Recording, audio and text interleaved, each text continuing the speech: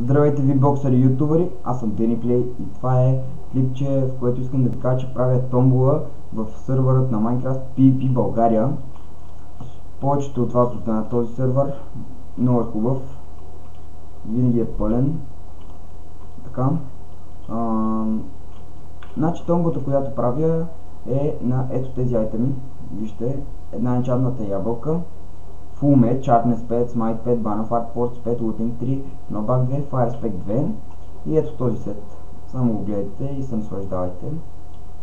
Вижте колко е готин. Тези айтеми няма да правя евент, томбола, защото си мои. Така. Сега, ако искате да запишете за тази томбола, трябва да направите две неща. Първо, да напишете в коментарите запис 1. Първият човек да напише запис 1, вторият запис 2, така и да се редувате доколко стигнете.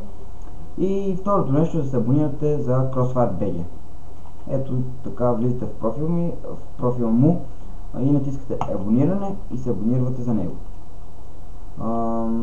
В описанието ще има линк към YouTube профилът му и IP за сървъра, за ето този готин сървър. Много е хубав, няма лак, това е най-готиното. Това е спаунът, виждате го на рейс минимапа. Има ли някой в къщичката? Няма никой в къщичката. Не, има, ама са слаби, няма за какво ги биеме, те са живокари.